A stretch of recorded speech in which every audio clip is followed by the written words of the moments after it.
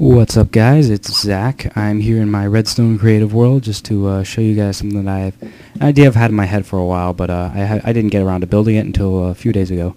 So what I have here is a piston monorail line. You're probably going, Zach, what the fuck is that? And I'm about to tell you, sir, what exactly the fuck is that.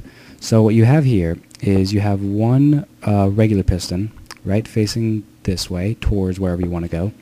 And on the opposite side, you have a sticky piston facing the opposite direction, and you put them both on the line facing each other like this. Then you just flip the switch, and voila, sir. Magic. So, I think it's pretty obvious as to what's going on here. The regular piston is pushing out the sticky piston 1, and then the sticky piston is pushing out and pulling in the regular piston, so that the whole thing advances by 1 every turn. So, it's completely underground is the nice thing. Completely underground. These three half blocks right here actually can be fixed, and I'll explain how in a second. But there's no redstone exposed. You can have the whole thing just under it, and you never have to show anything. That's the nice thing about it. So yeah. Let me go over here to where I have an exposed version. So this is the redstone behind it, basically.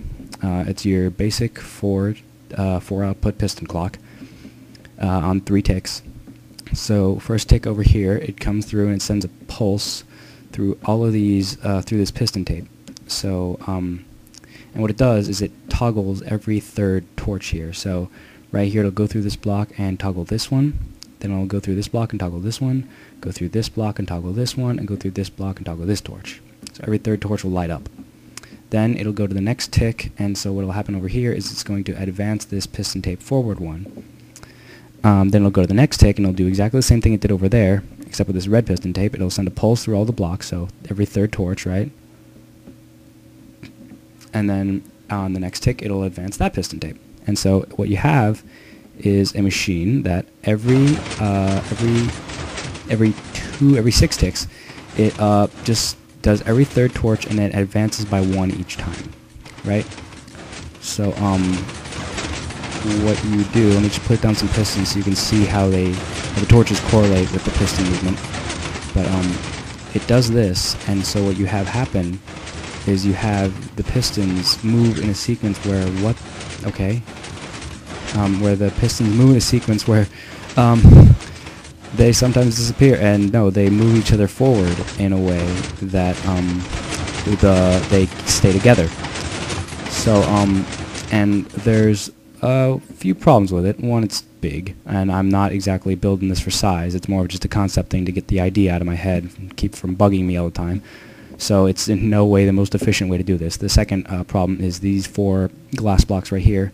The way I built the piston tape was sequentially, so it fires this one, and then this one, and then that piston, and that piston, right? And the same thing on the other side.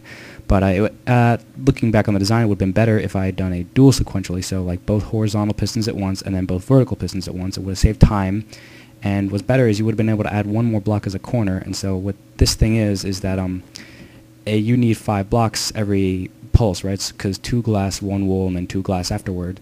But right here, I ran out of blocks, so it's just 2 glass and then 2 glass. So what will happen is sometimes, just randomly, either the sticky piston or the regular piston will miss an extension. So it'll basically the piston, either one will extend and push the other one, and then nothing will happen, and it'll extend again. And that fixes itself after 1 turn, so you don't have to worry about that too much. So yeah, that's that problem, and the size. I'm going to keep improving it if people show interest in it.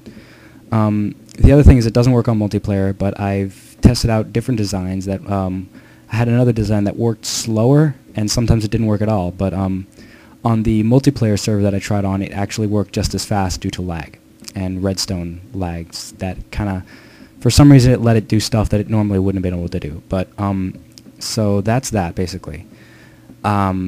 So it's completely underground. What I was talking about over here with those 2 half blocks is that the really easy way to solve that is just to build up the torch tower, red torch tower, 1 up more, right, like that. So you have the exact same output, and it's 2 below. So you could build your floor like right here, right, like that, and then this could be even further below, and you wouldn't have to worry about the half blocks being exposed or anything.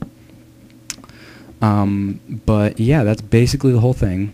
I'm probably not the first person to think of this, but I think it's a nice interpretation of the caterpillar piston movement, or like like I said, a monorail is the way I like to think of it. So yeah, that's just what I want to show you guys. I'll see you all later, I guess.